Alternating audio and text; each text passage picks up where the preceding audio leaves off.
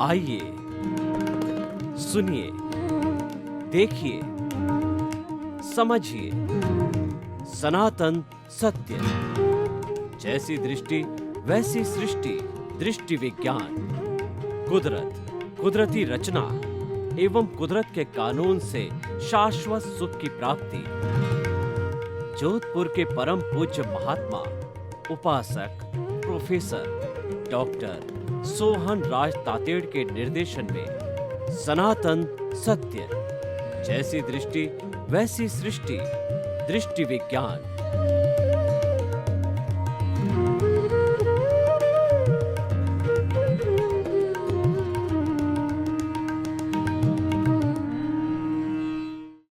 आज का हमारा बहुत सुंदर विषय है समन्वयवादी दृष्टिकोण।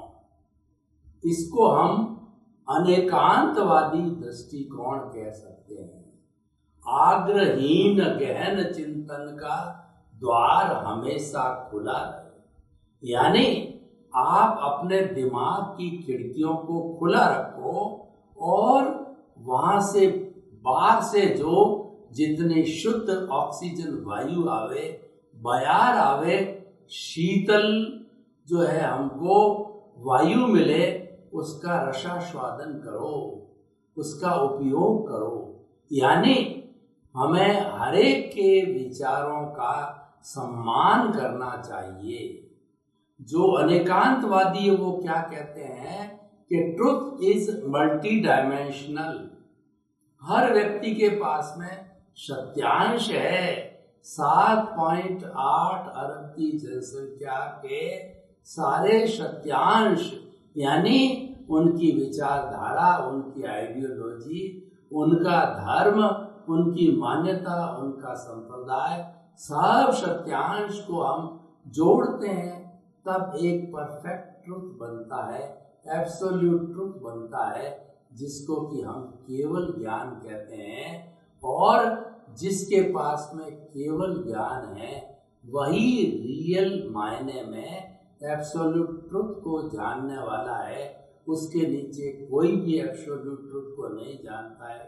सभी के पास में सत्यांश है। और ये हमारे ये 2.5 द्वीप और इस जम्बू द्वीप के अंदर कोई भी अभी जो एब्सोल्यूट ट्रुथ केवल ज्ञानी नहीं है। सभी हम सत्यांश को जानने वाले। अभी तो केवल सिमंदर स्वामी है जो कि एब्सोल्यूट ट्रुथ को जानते हैं, जो केवल ज्ञानी है। ठीक है, ये महापुरुषों की बातें हैं, लेकिन हम उस रास्ते पर कैसे चल सकते हैं, ये आज का हमारा एपिसोड है कि समन्वयवादी दृष्टिकोण। अगर मैं आग्रह करूं कि नहीं, मेरा कार्य ही सही है, मेरी मान्यता ही सही है, मेरा धर्म ही सही है, मेरा धर्म ही मुक्ति देने वाला है, मेरा धर्म ही आनंद देने वाला है, इसलिए मेरे धर्म का ही पालन करो, ये एकांतवादी दृष्टिकोण ही एकांतवादी दृष्टिकोण है। ये निरपेक्ष दृष्टिकोण है। निरपेक्ष केवल ज्ञानी के अलावा कोई है ही नहीं। नोबडी इज एब्सोल्यूट एक्सेप्ट केवल ज्ञानी who has got absolute truth. कहा जाता है truth is God, God is truth, परंतु कौन सा ट्रुथ? एब्सोल्यूट ट्रुथ, और वह केवल ज्ञानी है। हम तो सत्यांश जानने वाले हैं भी।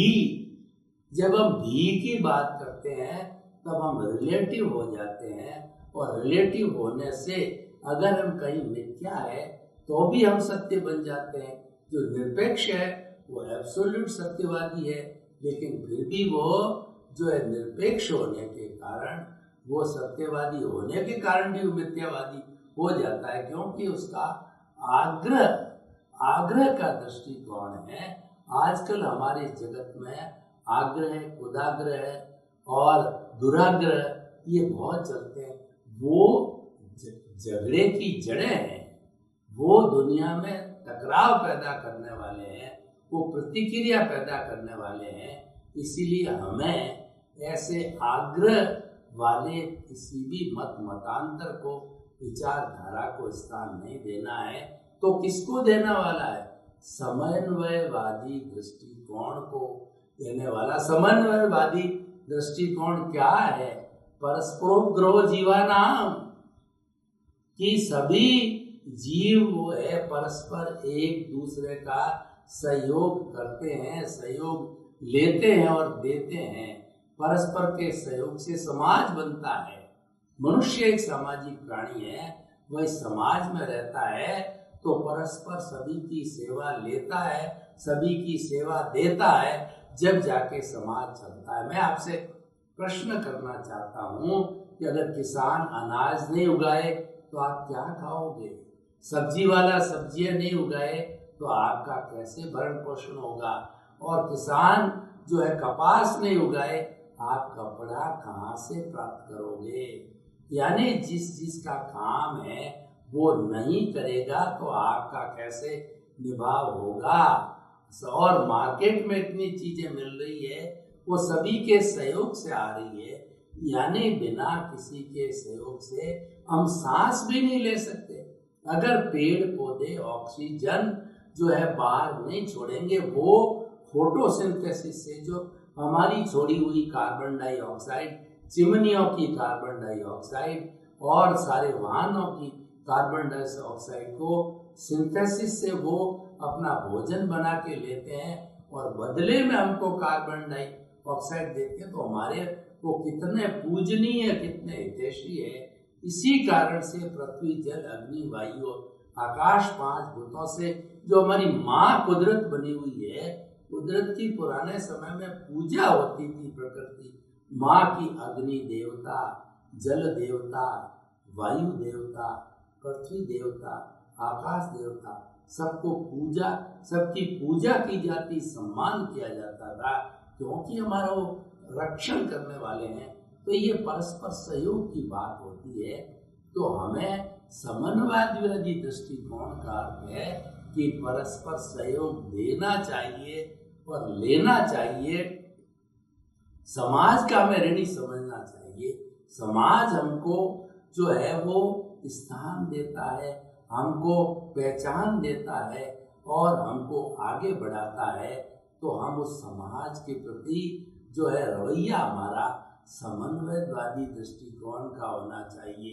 ये कभी नहीं कहना चाहिए मैं तो पैसे वाला हूँ, समाज मेरी जेब में है, समाज का मुझे क्या लेना देना है, मैं तो समाज के लोगों को खरीद सकता हूँ। ये बिल्कुल असमन्वयवादी दृष्टिकोण है। उसकी जगह ये कहना चाहिए कि समाज की मैं एक छोटी इकाई हूँ, जैसा समाज मेरे को निर्देश देगा वैसा मुझे पालन करना है, क्योंकि मैं तो यहीं से पला पोसा बड़ा हुआ और यहीं से मैंने सम्मान प्राप्त किया, दर्जा प्राप्त किया, मेरा इन पर उपकार है। यानी हमें कभी भी गुणी व्यक्ति के गुण को नहीं भूलना चाहिए, उपकार को नहीं, कभी भी नहीं भूलना चाहिए। सभी इस दुनिया में एक दूसरे से उपकारी है, परोपकारी है, उसके गुण को नहीं भूलना, कृतज्ञता को नहीं भूलना। जो कृतज्ञता को भूलता है वो कृतज्ञ होता है। और जैन दर्शन की मान्यता के अनुसार जो देव गुरु धर्म में विश्वास करता है वह सम्यक दर्शन है, सरस्वी है। तो कभी भी किसी भी सूरत में देव गुरु धर्म की निंदा, तिरस्कार, उसका जो है परस्पर उसको कोई भी जो स्थान न देना, ऐसा कभी नहीं करना चाहिए। हमेशा देव गुरु धर्म के ऋणी रहना चाहिए, उनसे कृपा मांगनी चाहिए, उनसे सहयोग मांगना चाहिए कि वो हमारा विकास करे, हमारे जो कार्य है उनको संपन्न करे। तो भाइयों बहनों, बहुत सुंदर विषय है समन्वयवादी दृष्टिकोण।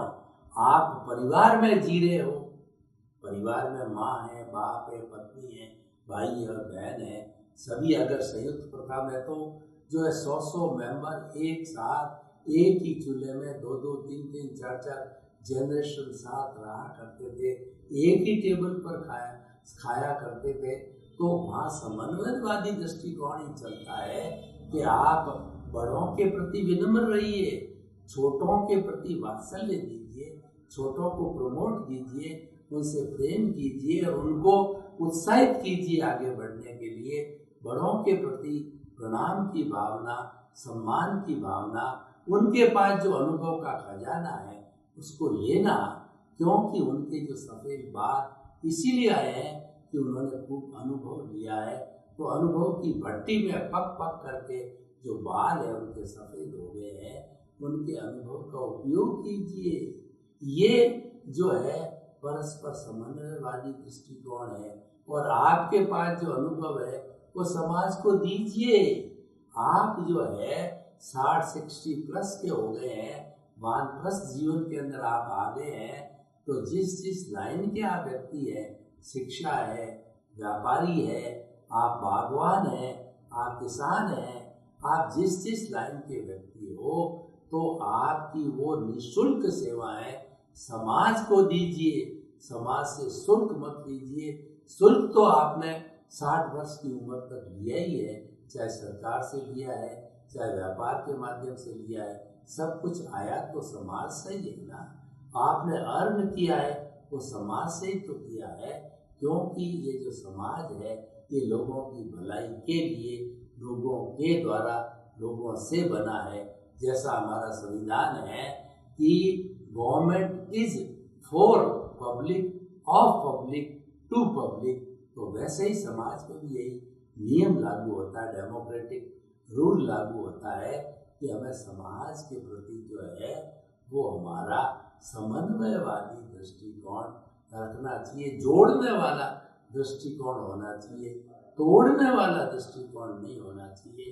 परिवार के वो सदस्यों में आपसी रूप से जो मतभेद हो गया तो उसको मनोभेद मत बनने दीजिए। आप बीच बचाव करके आप देखिए कि किस तरीके से समन्वय हो सकता है।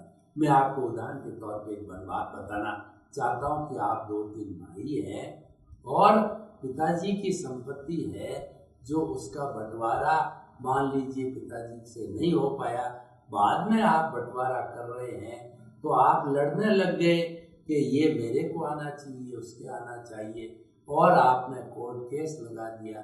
तो कोर्ट केस लगने पर दोनों तरफ से वकील चालू हो गए और दोनों तरह की फाइलें बन गई। अब रोज जो है वो जाना, साक्ष्य को पैदा करना, वकील से मिलना करना, तो उसके लिए आपको क्या चिंतन करना है। आप एक समन्वयवादी दृष्टिकोण लाइए कि आप अगर खुद कर सकते हो तो भाई मिल के करो, नहीं कर सकते हो तो ऐसे व्यक्ति को पंच बनाओ जो सभी भाइयों को मान्य हो।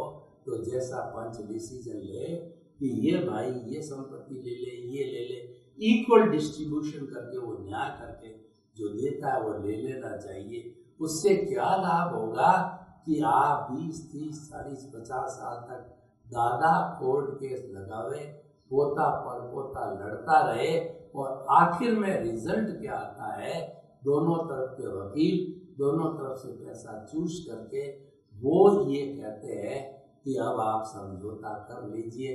आप थक गए होते हैं, समझौता करना ही होता है, और आखिर में कोर्ट है सारा समझौता करवाता। ये पति पत्नी के झंझट होते हैं, उसमें जो कोर्ट होते हैं वो आखिर क्या करवाते हैं, वो आखिर कहते हैं आखिर आप पति पत्नी हो, बड़े हो गए, आपके बाल है, बच्चे, आप हिलमिल के नहीं रहोगे, बच्चों का भविष्य खराब हो जाएगा, बच्चों की शिक्षा, बच्चों की जो ब्याह शादी सब बिगड़ जाएगी। आप उनके भविष्य की तरफ देखिए, वो संतान आपकी, आपने पैदा किए। आप समन्वयवादी दृष्टिकोण रखिए। समन्वयवादी दृष्टिकोण हर जगह एडजस्ट होता है। आप ट्रेन में हो और ट्रेन में जो है आपसे किसी ने जो है ये झंझट चालू किया कि मैं तो यहाँ बैठूंगा, ये मेरी जगह है, तो आप समन्वयवादी दृष्टिकोण देखिए। हालांकि उसका रिजर्वेशन नहीं है पर वो आ गया है, तो चलो दिन का टाइम है, आप सो नहीं रहे हो, वो घंटे भर बाद में अपने रेलवे स्टेशन से उतर जाएगा। अगर टीटी अलाउ करता है तो आप समन्वयवादी दृष्टिकोण उसको बैठा रहना दीजिए। ये समन्वयवादी दृष्टिकोण हो गया, और ये दृष्टिकोण हर जगह लागू किया जाता है, और ये परफेक्ट दृष्टिकोण है, नेचर का ये नेचुरल दृष्टिकोण है ये समन्वयवादी दृष्टिकोण हमें भगवान ने दिया है, हमने प्रकृति में दिया। हमारी माँ प्रकृति है जो कि हमारी क्रिएटर है, ऑपरेटर है, डिस्ट्रॉयर है, उसने ये सिद्धांत हमको दिया है। तो आप देखिए कि हमारी नेचर का समन्वयवादी दृष्टिकोण क्या है कि नेचर देखिए कि सारी चीजें समय से देती है। सूर्योदय समय से होता है, सूर्यास्त समय के साथ होता है, ऋतु है समय के साथ आती है, समय के साथ जाती है। सर्दी ऋतु, गर्मी ऋतु, वर्षा ऋतु और जो है हमारी जो बसंत ऋतु, पतझड़ ऋतु आदि आदि ऋतु है, सब समय पे आती है। आजकल हर एक को मोबाइल चाहिए। आजकल मोबाइल जो है वो लेवलिश की बात नहीं बन गई है, आवश्यकता बन गई है। और जो कार है आज परिवार की आवश्यकता बन गई। पर एक परिवार में आप 4-5 सदस्य हो, एक कार सफिशिएंट। आपको कितनी कारें चाहिए? आपने 10 कार खड़ी कर दी। आपको एक मकान चाहिए रहने के लिए, एक मकान है, आपने 10 खरीद लिए। तो आपने जो है 100 ड्रेसें बनवा ली। आपने जो है इतना उपभोगवादी जो क्राइटेरिया तय कर दिया। ये समन्वयवादी दृष्टिकोण नहीं है। समन्वयवादी दृष्टिकोण है इच्छा परिमाण, वस्तुओं का जो है सीमाकरण करना, संयम करना। संयम खलु जीवन, संयम ही जीवन है। खाने का संयम, पीने का संयम, उठने का संयम, बैठने का संयम, भोजन का संयम, सोचने का संयम, व्यवहार का संयम। और उससे समन्वयवादी दृष्टिकोण यह भी एक तरह का संयम है कि मैं हर एक के साथ में अच्छा व्यवहार करूं, समन्वय से रहूं, प्राकृतिक जीवन जीऊं और मैं वैसा व्यवहार दूसरे के साथ न करूं जो मुझे बहुत अच्छा नहीं लगता हो। यानी दूसरे को गाली नहीं करना, दूसरे को अहंकार प्रदर्शित नहीं करने, सामान्य रूप से रहना और समस्त जीवों के साथ में आत्मतुल्य का सिद्धांत लागू करना, सामान्य दृष्टिकोण लागू करना। सामान्य दृष्टिकोण क्या है कि 84 लाख जीवा योनि सभी, चाहे कुत्ता, बिल्ली, गाय, भैंस, ऊंट, बैल, एकेंद्रिय, द्विंद्रिय, त्रिंद्रिय, चतुरेंद्रिय, पंचेंद्रिय, नरक गति, तिरंज गति, मनुष्य गति, देव गति, सब में एक सा प्रभु विराजमान है। और जो हमको ये विविधता नजर आती है वो हर एक प्राणी के अलग अलग कर्मों और भावों, कॉजल बॉडी के अनुसार नजर आती है। लेकिन सामान्य दृष्टिकोण से सब एक है। सब में अनंत ज्ञान, अनंत दर्शन, अनंत शक्ति, अनंत सुख और ज्ञाता दृष्टा है। सारे एक से समान सामान्य दृष्टिकोण है। जब हम वीआईपी दृष्टिकोण में चले जाते हैं तब हमारा असामान्यवादी दृष्टिकोण हो जाता है कि इंजीनियर है, चार्टेड है, अकाउंटेंट है, ये बड़ा है, ये छोटा है। यानी जब हम राग द्वेष प्रेरित हो जाते हैं तब हमारा सामान्य दृष्टिकोण खंडित हो जाता है। तो आज हम इस एपिसोड के माध्यम से आपको कहना चाहते हैं कि आप राग द्वेष को तवज्जा अपने जीवन में मत दो और लोगों के साथ व्यवहार करो, उसमें भी राग द्वेष को जगह मत दो। वहाँ सामान्य दृष्टिकोण को जगह दो, समन्वयवादी दृष्टिकोण को जगह दो, जो राग द्वेष मुक्त होकर के देखना, सोचना, ये समन्वयवादी दृष्टिकोण है। समन्वयवादी दृष्टिकोण क्या है कि मन वचन काया से मुक्त, ऐसा मैं शुद्ध आत्मा हूँ। ये समन्वयवादी दृष्टिकोण है। इच्छा परिमाण समन्वयवादी दृष्टिकोण है और संयम का जीवन जीना दृष्टिकोण है। अपने दायरे में रहना, अपने हक में रहना, ये सारा समन्वयवादी दृष्टिकोण है। समन्वयवादी दृष्टिकोण वाला व्यक्ति विश्व के किसी कोने में चला जाए तो सबके साथ मैत्री करेगा, सबके साथ प्रेम का वातावरण रखेगा, सबके साथ में सम्मान का वातावरण रखेगा। जहाँ वैल्यूज को जगह दी जाएगी तो आपका सारा दृष्टिकोण समन्वयवादी दृष्टिकोण बन जाएगा और आप एक आदर्श इंसान बन जाओगे और सबको, सबकी आँख के तारे बन जाओगे और सभी के आँख के काजल बन जाओगे। आपका कोई दुश्मन नहीं बनेगा। आपका जो सभी दोस्त बनेंगे, सर्वे भवन्तु, सारे सारे जो लोग होंगे जो आपके जो है दोस्त बनेंगे, जो खामे भी सब्ब जीवे सब्बे जीवा खमंतु में वित्ति में सब भुएसु वेरन मज न केड़े। इस दुनिया में समन्वयवादी ऐसा दृष्टिकोण है कि विश्व के समस्त जीव को मैं क्षमा करता हूँ, वे मुझे क्षमा करे, मेरे से कोई त्रुटि होगी तो मैं उनसे क्षमा याचना करता हूँ, वो मुझे क्षमा करे, मैं उनको क्षमा करता हूँ, मेरा कोई दुश्मन नहीं है, सभी मेरे मित्र है। ये जो दृष्टिकोण है ये समन्वयवादी दृष्टिकोण है। समन्वयवादी दृष्टिकोण लचीला दृष्टिकोण है, ये एडजस्टिंग दृष्टिकोण है, ये सभी को जोड़ता है, किसी को तोड़ता नहीं। सारे धर्मों को जोड़ने वाला समन्वयवादी दृष्टिकोण है और यूनिटी अमॉन्ग द डाइवर्सिटी को जोड़ने वाला जो हमारे देश का दृष्टिकोण है ये समन्वयवादी दृष्टिकोण है। हमारे देश में जितने जितने महापुरुष आए, राजनीतिज्ञ आए, उन्होंने हमेशा समन्वयवादी दृष्टिकोण का पालन किया। तभी हमने आप पूरा 1000 वर्ष का इतिहास उठा के देख लीजिए भारतवर्ष का, कि भारत ने कभी भी चला करके किसी पर आक्रमण नहीं किया, हमेशा समन्वयवादी दृष्टिकोण रख करके सभी के विचारों को स्वागत योग्य समझा, सबका स्वागत किया और उसके ऊपर अपना जो भी रिएक्शन करना वो किया।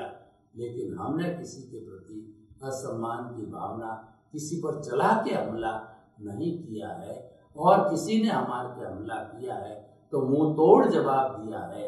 हम अहिंसावादी है, इसका अर्थ ये नहीं कि हम कमज़ोर हैं, हम अपना बचाव करना जानते हैं, लेकिन किसी का नुकसान करना हमारी डिक्शनरी में नहीं है, हमारे दृष्टिकोण में नहीं है।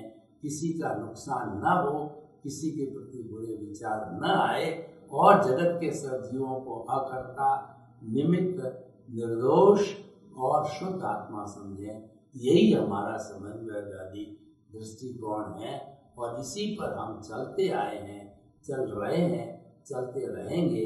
यही हमारा अहिंसावादी दृष्टिकोण है। यही हमारा जो है, जो हमारे पतंजलि जैसे जो योग के और चिकित्सा के लोगों ने दिया, उसी दृष्टिकोण का हम पालन करते हैं। तो हम आपको ये कहना चाहते हैं कि समन्वयवादी दृष्टिकोण को व्यक्तिगत जीवन का लक्ष्य बनाइए। जब हमारा दृष्टिकोण समन्वयवादी होगा तो हम कहीं पर भी फेल नहीं हो सकते, क्योंकि हम उस स्थिति में जब कभी भी झंझट खड़ा हो जाएगा तो हम समस्या में से समाधान को निकालने की कोशिश करेंगे। यानी हम समस्या मूलक नहीं बनेंगे, हम तो जो है समस्या को सुलझाने वाले बनेंगे, समस्या का हल निकालने वाले बनेंगे। तो जब व्यक्ति ऐसा जो है सॉल्यूशन माइंडेड बन जाता है, तब वो समन्वयवादी दृष्टिकोण वाला व्यक्ति बन जाता है। और सॉल्यूशन माइंडेड बनता है तो अवश्य सॉल्यूशन आता है, क्योंकि हर समस्या में समाधान छिपा हुआ है। दृष्टि कहनी चाहिए उसमें से उस समाधान को निकालने की। और हमारा समन्वयवादी दृष्टिकोण कब बनेगा कि जब हमारा चिंतन जो है वो राग द्वेष मुक्त होगा, वो पक्षपात रहित होगा और किसी का डैमेज करने वाला नहीं होगा। जब हम किसी की अस्तित्व को मिटा करके अपने अस्तित्व को स्थापित करना चाहते हैं, तब हमारा असमन्वयवादी दृष्टिकोण हो जाता है। और जब हम सभी के अस्तित्व को स्वीकार करते हैं, हर छोटे बड़े जीव के अस्तित्व को स्वीकार करते हैं, तो हमारा दृष्टिकोण समन्वयवादी ऑटोमेटिकली हो जाता है। मैं किसी के if I deny the existence of somebody else, that means I am denying my own existence. So you accept the existence of every living being of this cosmos. तो ये आपका समन्वयवादी दृष्टिकोण हो गया। तकलीफ कहाँ हो गई? आप भी जियो, मैं भी जीऊँ, मेरा पड़ोसी भी जिए, आनंद से सभी रहें। आपको तकलीफ कहाँ से होती है? तकलीफ तब होती है जबकि आदमी इगोस्टिक बन जाता है। नहीं, केवल मैं ही जीवन चलूँगा, केवल मेरा ही बात चलेगी और मैं किसी दूसरे के मत को, दूसरे के व्यक्ति को स्वीकार नहीं करता और सब जगह मेरी ही चलनी चाहिए। ये मैं और मेरा जो है यही डुबाने वाला है। आप आई माइनस माई कर दीजिए, you will become the pure soul. और आई के साथ माई को जोड़ दिया तो आप बॉन्डेड सोल बन गए। तो आप समन्वयवादी दृष्टिकोण चाहते हो तो आपके दृष्टिकोण में से ईगो को निकाल दीजिए। अगला क्या कहता है उसकी बात को सुनिए और कहाँ पर हमारे डिफरेंसेस है उन डिफरेंसेस को बांट दीजिए और सॉल्यूशन निकालिए। तो ऑटोमेटिकली जो है वो आप एक मत पर आ जाएंगे। आखिर आप भी जीना चाहते हो, वो भी जीना चाहता है, हर प्राणी जीना चाहता है। तो तकलीफ कहाँ है? तकलीफ ईगो में है, तकलीफ राग द्वेष में है। तो हमें उस पॉइंट को छोड़ना है, तब हमारा जीवन जो है वो समन्वयवादी दृष्टिकोण बनेगा। सर्वे भवन्तु सुखिनः, सर्वे सन्तु निरामया। लोक के सब जीवों को सुख मिले, शांति मिले, आनंद मिले, समन्वयवादी दृष्टिकोण मिले। आप सबके प्रति मंगल कामना, शुभकामना। ओम शांति।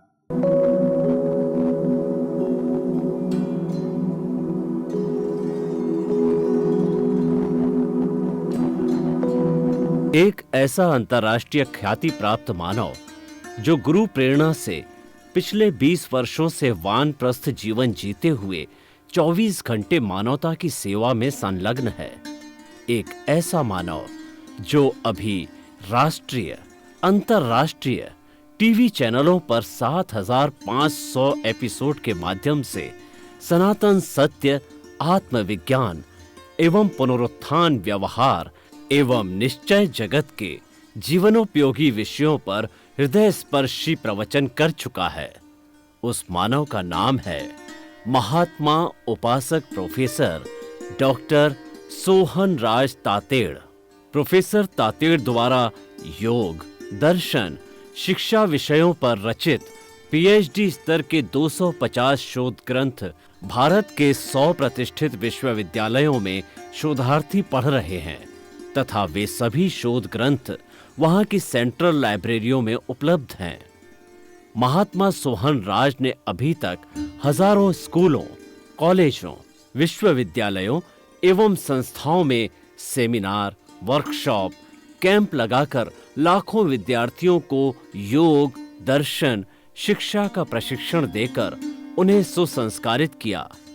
डॉक्टर तातेड़ ने भारतीय संस्कृति उत्थान के 4000 से अधिक समसामयिक विषयों पर आर्टिकल लिखकर ऑनलाइन जर्नल, पत्रिकाओं, वेबसाइट्स पर प्रकाशित किया, जिसका उपयोग लाखों पाठक कर रहे हैं। उपासक तातेड़ के 5000 से अधिक आज का सुविचार, आज का शुभ संदेश, आज का मंगल भावना योग आदि चिंतन websites, Twitter, blogger, Facebook, YouTube माध्यमों से लाखों लोग अपना जीवन निर्माण कर रहे हैं। मानवता के मसीहा ऐसे महामानव महात्मा सोहन राज तातेड़ के प्रोफाइल को अभी तक विश्व के 20 लाख दर्शक यूट्यूब पर, 12 लाख गूगल पर एवं लाखों दर्शक फेसबुक, ब्लॉगर, ट्विटर और इंस्टाग्राम पर देख चुके हैं।